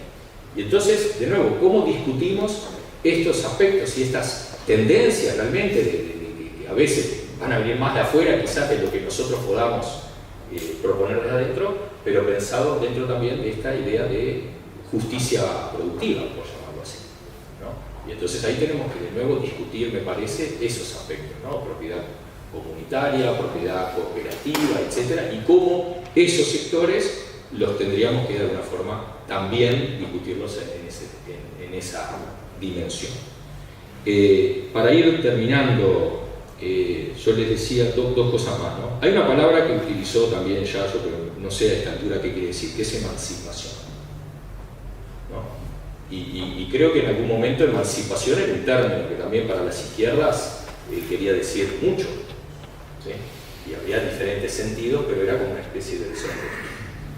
Esa es una palabra que en el marco de desarrollo sostenible no aparece, no está, ¿sí? Entonces, de nuevo, ¿cómo revivimos o revitalizamos discusiones que tienen que ver, ¿no?, con aquella idea de, bueno, capaz, no sé, hoy le llamamos buen vivir, etcétera, pero esa idea también de emancipación en términos de autonomía, pero junto con los demás, no la autonomía del individualismo, ¿no? ¿Cómo hacer? Yo creo que lo que hay que hacer con este trabajo, además de alguna forma colgarlo en otras páginas web y que no esté solo en la CEPAL, ¿no?, y eso es también una responsabilidad nuestra en la academia, si es que realmente soy sincero al decir que creo que es un trabajo muy valioso y muy importante, o sea que tenemos que ponerlo a conversaciones, pero en la Universidad de la República hay buenas experiencias de lo que serían conferencias ciudadanas, ¿sí? No sé si recuerdan, en nuestro país se hicieron con el tema de la energía nuclear, se hizo también con la minería, se hizo de alguna forma también con los temas del agua, lo que se convirtieron en juicios ciudadanos, se puso ese nombre, aunque el origen de la metodología es conferencias ciudadanas. Y entonces lo que se hizo en esas instancias es hacer un grupo de personas, no expertos, no académicos, no técnicos, ¿verdad? Y se formaron grupos más grandes o más pequeños. Y entonces a esas personas se hace todo un ejercicio de información, de propuestas, de tratar de que entiendan, ¿no? Y no solo que entiendan, que tomen como para sí algunas de las ideas de este tipo de documentos, y se genere toda una discusión en distintos territorios, en distintos lugares, ¿no?, con otras personas, con organizaciones sociales, movimientos, etcétera, etcétera, y ese grupo de ciudadanos luego emite un fallo con relación a decir qué son las limitaciones o no de las propuestas que están en discusión, ¿no? El de la energía nuclear en su momento fue quizás el que inauguró esta discusión. A mí me parece que algún tipo de ese ejercicio deberíamos pensar de cómo hacer en base a toda esta información y todas estas ideas que están en juego. ¿Cómo lo llevamos a las personas comunes, por decirlo así?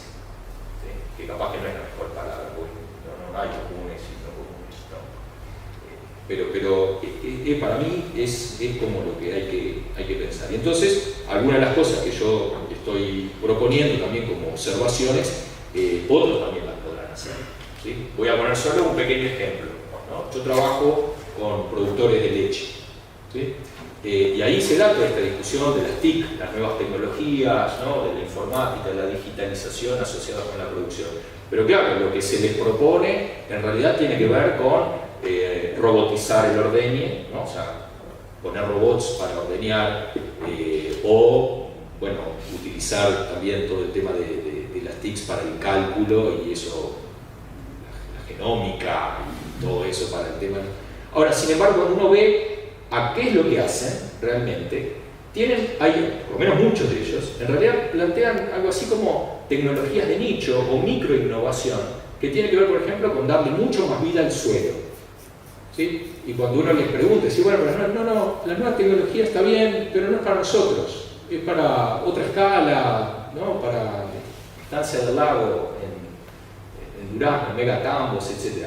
Y lo que trabajan es con microorganismos, ¿sí? Estos llamados microorganismos eficientes o los microorganismos eficientes nacionales, ¿no? Y entonces es una cosa más accesible, pero que ellos dicen que les cambia todo el entorno, ¿no? Y que les mejora también las posibilidades de la salud humana, la salud animal y la salud ambiental, ¿sí? Y es una cuestión, ¿no?, un producto, ¿no?, ¿cómo se le llama esto? Bioinsumo, ¿verdad?, que tiene sí valor, tiene tecnología, etc., pero quizás es un poco más simple que esa narrativa de los grandes cambios que van a venir y que seguramente van a llegar, ¿no? Pero de nuevo, ¿cómo hacer que ese diálogo se dé a partir de las prácticas de las propias personas. Lo pongo como un ejemplo, seguramente hay muchos más y otros que contradicen lo que yo estoy diciendo, pero bueno, por ahí va un poco mi reflexión de lo que quería, y agradecerles también a Fernando por el trabajo enorme que hicieron.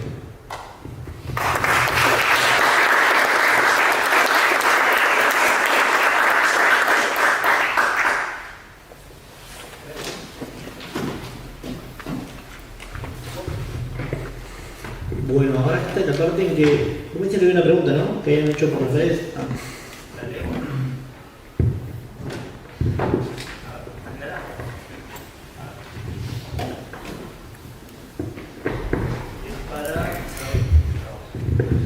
Pregunta si considera que el paradigma neodesarrollista es verdadera y profundamente compatible con perspectivas de género, de clase, étnica y ambiental.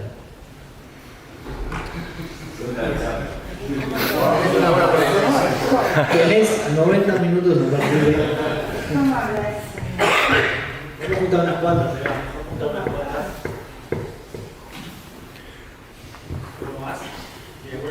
¿Se escucha, no? Ah, pero es para que se escuche ahí, claro.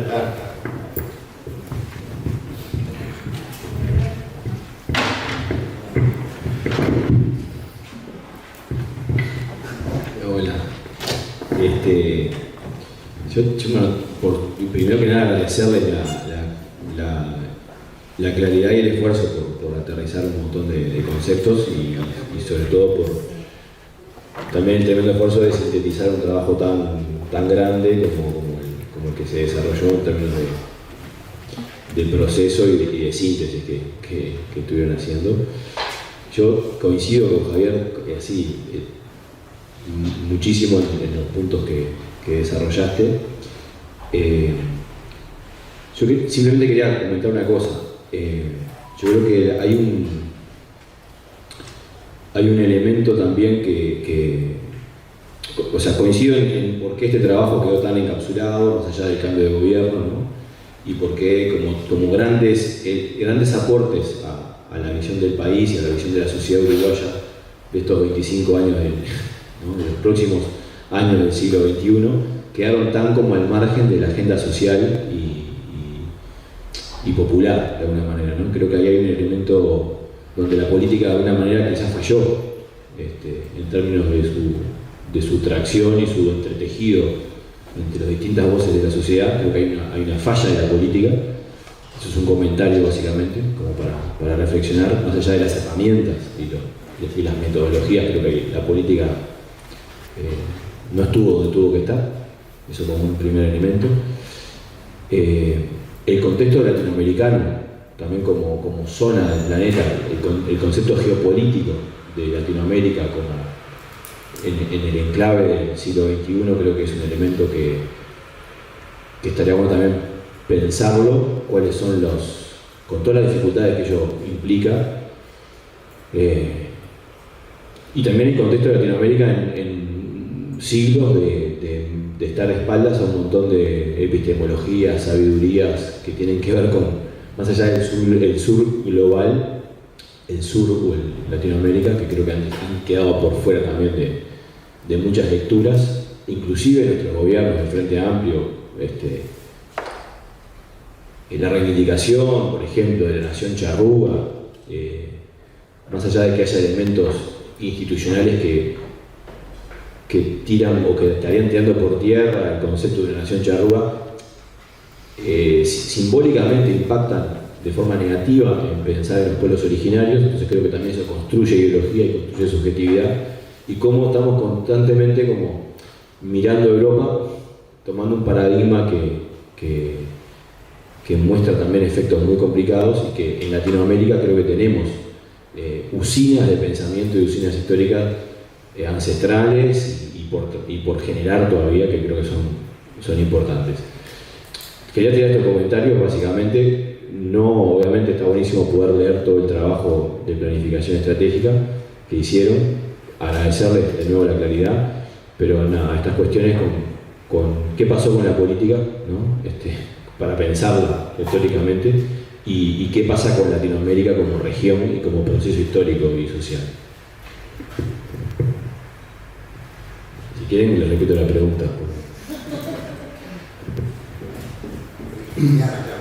La misma corta. Bueno, primero agradecerles la presentación a ambos.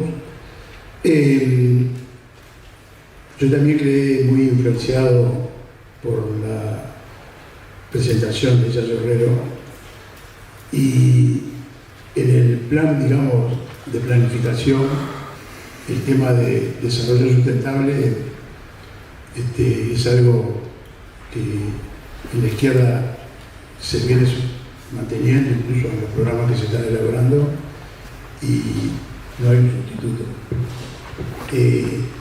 Creo que se utiliza, lo que decía Javier, porque es aceptado. Pero lo que me parece que en el plan no se consideró el tema de que cualquier desarrollo que se realice es en un mundo finito, con materiales finitos, como lo explicitó mucho más Yayo Herrero el otro día, y que cualquier planificación que realice un gobierno de izquierda, que hasta ahora lo ha soslayado, lo ha omitido no intencionalmente, cualquier proyecto de desarrollo se tiene que considerar esto, digamos, cuáles son los elementos materiales que contamos, a quién sacrificamos, a quién beneficiamos, sobre todo en un mundo en el cual los países enriquecidos, manteniendo este sistema de producción y desarrollo, ella decía que se necesitarían 6 o 7 planetas para mantener un sistema como el de alemán, el inglés, el sueco. Entonces, digamos que me pareció que en este, quizás está, yo no lo vi, habría que incluirlo en una futura proyección. Y bueno, agradezco a ambos y los felicito por el trabajo.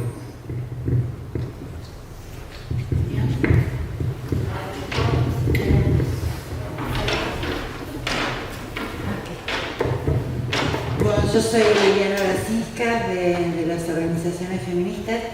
No, quería hacer una pregunta y 2 comentarios. No sé si 2 comentarios y la pregunta después, pero me parece que hay una dimensión que a mí me cuesta entender de la gestión de gobierno del Frente Amplio, y en este ejercicio fue diferenciar lo que es un enclave de Estado de lo que es el enclave de gestión de gobierno y del enclave de la fuerza política.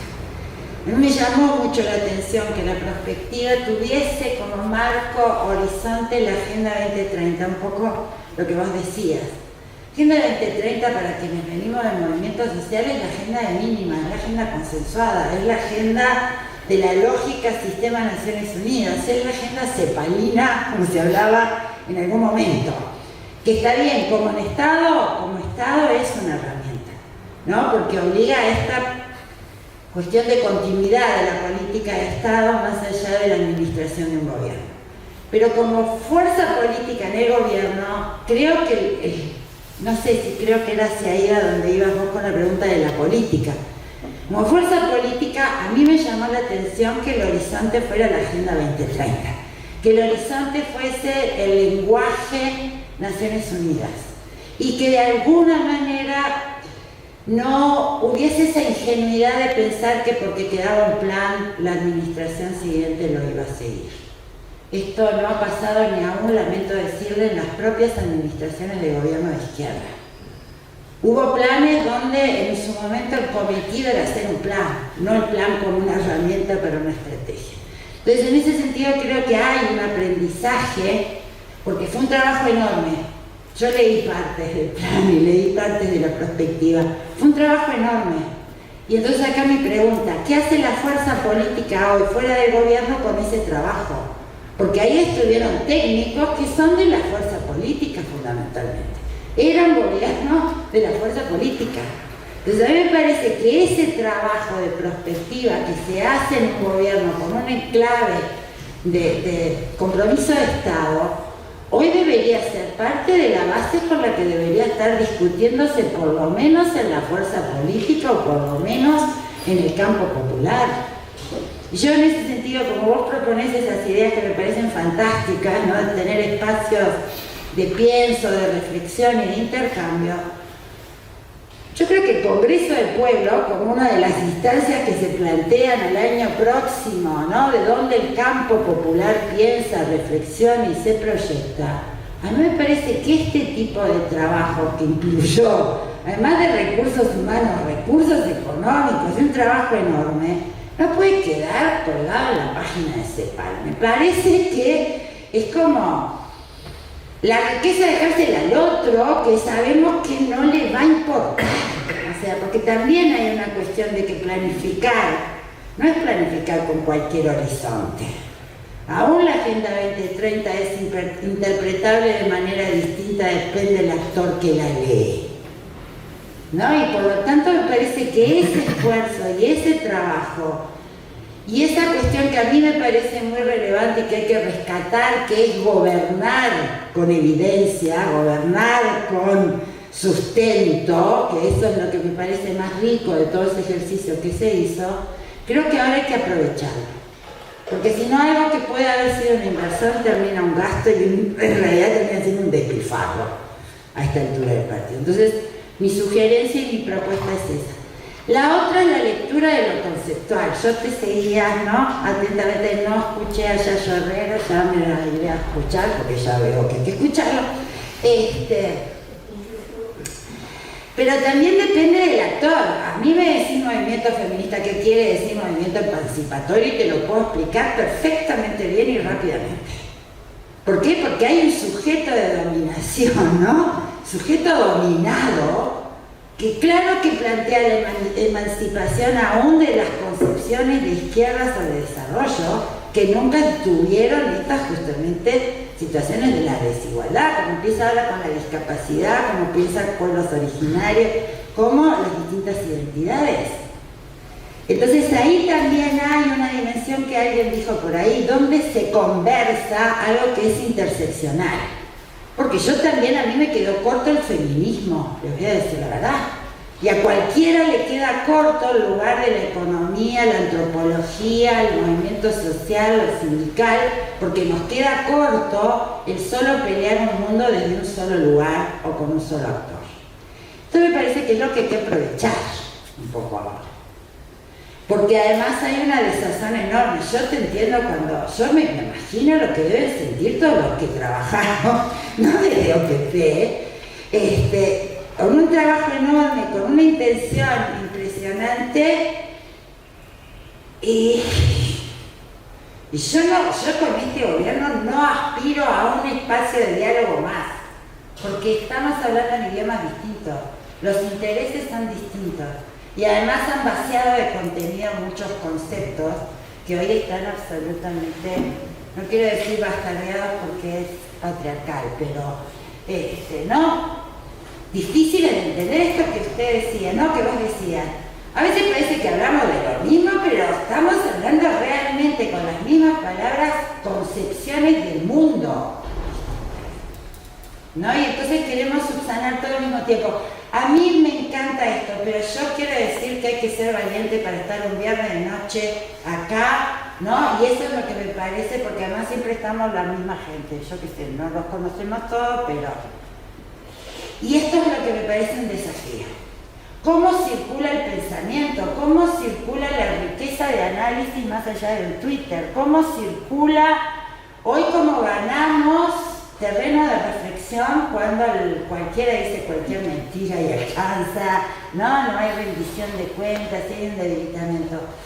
Mi aspiración es porque necesitamos. Yo creo que si los que estamos acá, es porque de alguna manera hay el requerimiento de pensar qué queremos hacer cuando esto se termine, me refiero a esta administración multicolor, ¿no? Cuando se termine, ¿qué hacemos? ¿Solo es ganar el gobierno nuevamente o tendremos que aprovechar este tiempo, estas oficinas de ideas, estos espacios donde estamos para aclarar conceptualmente? Porque si no todos además, esto de buen vivir a mí me encanta. pero no coincide con que trabajes hasta los 65 años y tengas 30 años, ¿no? Para ganar una jubilación que no te va a dar para vivir. Y en esto sí que es sesgo de género, porque somos las mujeres tan resistentes como que sobrevivimos 7 años más que el resto de los mortales, ¿no? Entonces, y no se habla de seguridad social de perspectiva de género. Entonces, la perspectiva de género, que a mí me pareció un eje crucial, se quedó también en la liviandad del concepto. Y no termina de entender mucha gente cuando hablamos de categoría de género que estamos hablando, ¿no? Y lo quedó demostrado cuando la derecha empezó a hablar de ideología de género, quedó todo el mundo como, y es ideología y no lo es. Pero me parece que también hay una necesidad de saber mejor cuál es la agenda del otro, porque no la conocemos. Adherimos, pero no terminamos. O sea, a mí esto que vos decís, pensemos la biomasa, no, se te tranca todo lo que has tenido como paradigma de análisis. Perdona que fui muy larga, pero era como una cantidad de cuestiones que tengo atragantadas desde la gestión de la Frente Amplio última. Así que, y eso también creo que no hubo espacios. Tema de la autocrítica, perdónenme, pero forma parte de las cuestiones que tienen que ver con cómo en su momento no había lugar a la crítica, o fuimos muy críticos en su momento y no hubo un diálogo, y hoy nos damos cuenta que habría que haber acompañado un poco más algunos procesos del gobierno de izquierda. Y esto me parece que también es una experiencia de aprendizaje. Yo fui muy crítica y hoy me doy cuenta que quizás hubiese sido necesario tener más espacios internos de análisis, porque nos hicimos, de repente desgarramos en lo público y no tuvimos en cuenta cómo conservar ciertos avances que eran importantes sino que no se veían. Digo esto también pidiendo las disculpas a quienes gobernaron en ese momento, porque hubo un movimiento social y yo fui parte de ese movimiento social muy crítico con las expectativas de lo que queríamos de un gobierno de izquierda. Y hoy nos damos cuenta que estaban haciendo una proyección a futuro, pero que yo creo que quedó muy encerrada, muy endógama en algunos espacios y que hay que aprovecharla. Y que recuperémosla como documentación, ¿no? Me parece que sirve como elemento. Gracias.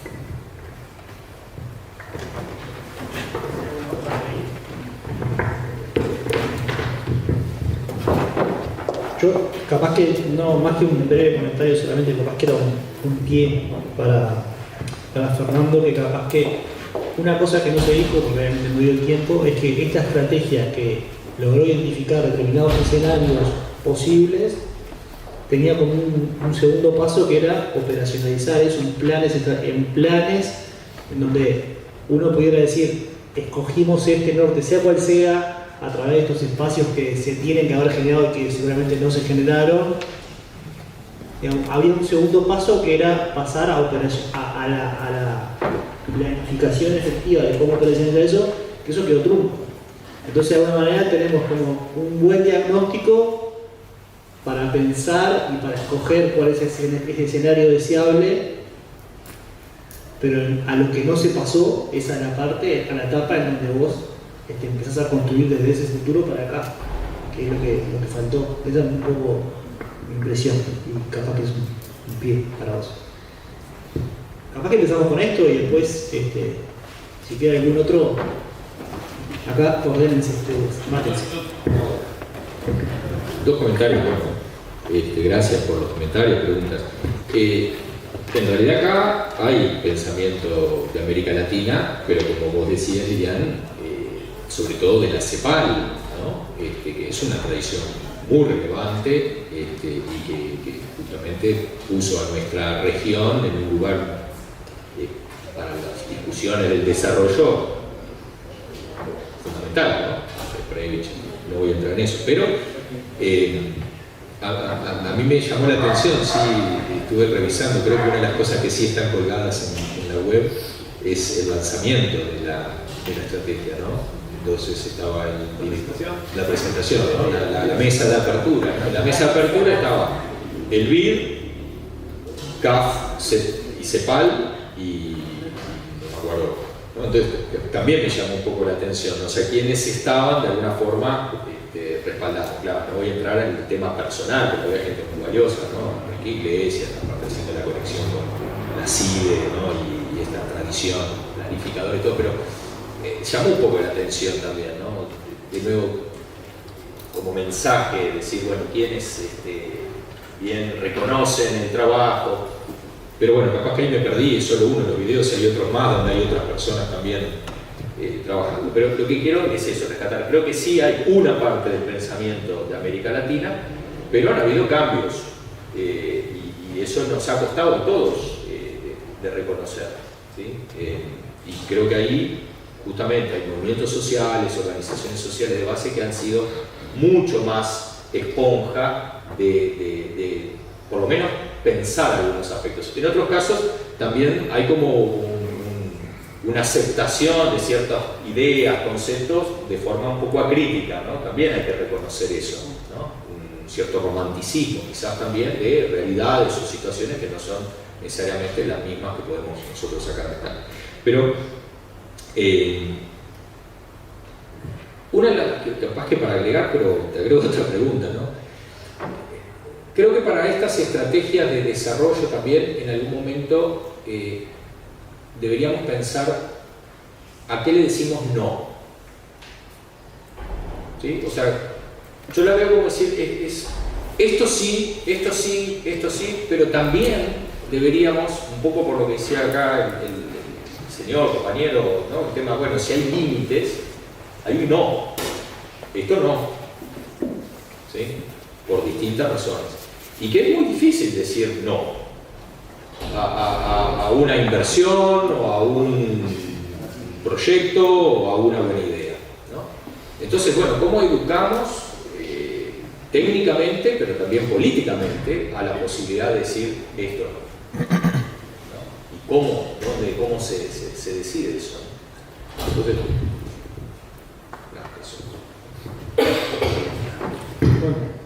primero que nada, y básicamente lo que voy a decir, muchísimas gracias a todos los comentarios, me parece que son muy profundos y que en varios aspectos señalan temas que en efecto no fueron considerados y que en efecto no teníamos en la cabeza. Es así, me parece que hay cualquier proceso responde a ciertas ideas y refleja un recorte de la realidad y se pierde un montón de cosas. Yo creo que muchas de las cosas que comentaron fueron tal cual, el tema de un mundo finito, ahora con lo que decía Javier, bueno, ¿a qué se dice que no? ¿Dónde se pone el límite? Yo creo que esas son cosas súper interesantes que hay que incorporar y que hay que seguir trabajando.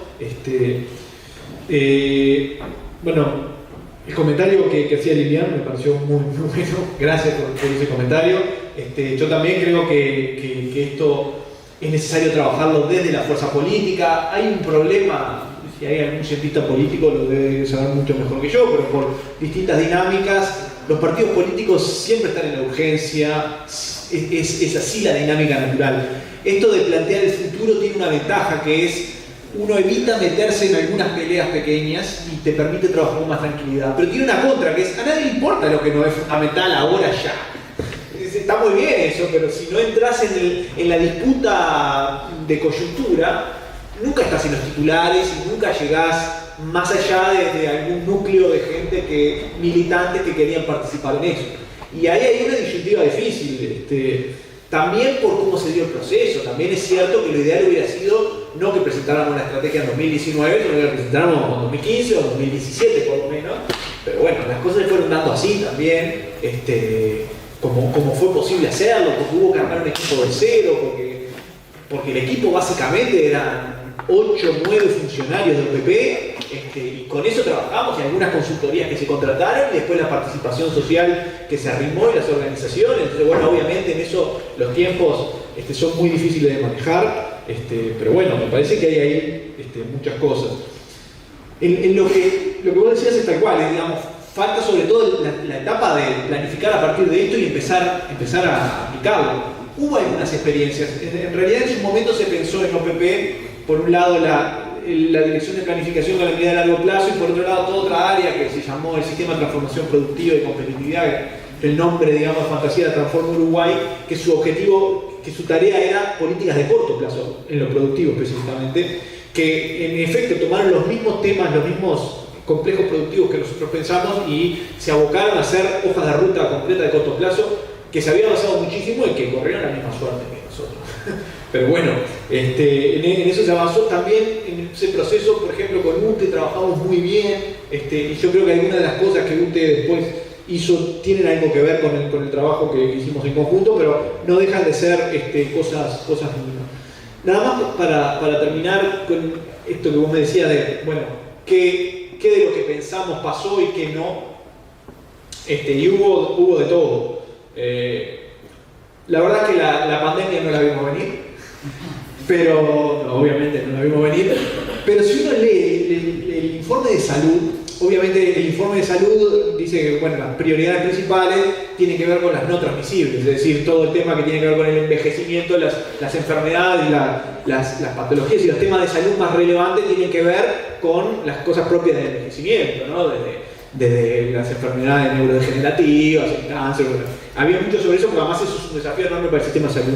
Pero hay una parte donde dice que, sobre todo ligado al cambio climático, que tampoco fue el caso concreto, pero fue asociado, ¿no? Las enfermedades transmisibles, en particular el virus transmisible, eran una amenaza. Está dicho a la pasada, y capaz que el COVID no tuvo tanto que ver concretamente con el cambio climático, pero sí con la destrucción de los hábitats naturales, ¿no? Eso es de esas cosas que se dicen al pasar y uno nunca imagina. Hubo alguna cosa también, cuando empezamos a trabajar el tema demográfico, empezamos en 2016, una variable clave, cuento esto y otra, y nada más, no se asusten. Una variable clave en la tasa de fecundidad, ¿no? Que es el promedio de hijos por mujer, que es una cosa que viene cayendo en un largo plazo, pero que cuando nosotros empezamos a trabajar estaba en 2 en Uruguay, y la proyección del INE a 2050 era que iba a llegar a 1,7. Y una de las cosas que surgió en el proceso prospectivo fue hay que habilitar la posibilidad de que caiga más fuertemente. Y bueno, entonces habilitamos una opción que en 2050 llegara a 1,3. Uno de los escenarios es 2050 1,3 hijos por mujer. Y lo que pasó fue que en 2018 ya estaba en 1,5, una cosa así. Es decir, realmente la proyección del INE era 1,7 en 2050 y en 2018 ya estaba obsoleta eso. Y bueno, de alguna manera el proceso prospectivo nos permitió que hubiera un escenario que por lo menos hiciera que no quedara todo obsoleto 2 años después.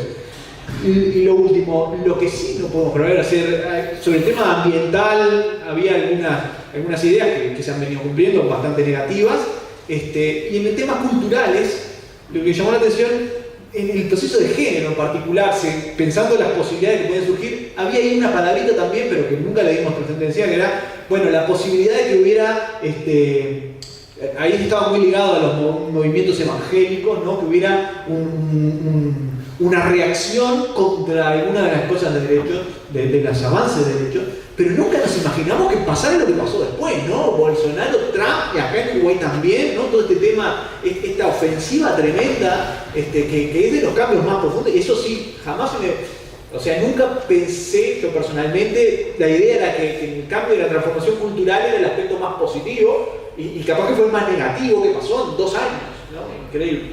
Pero bueno, muchas gracias a todos y todas. Gracias a ustedes.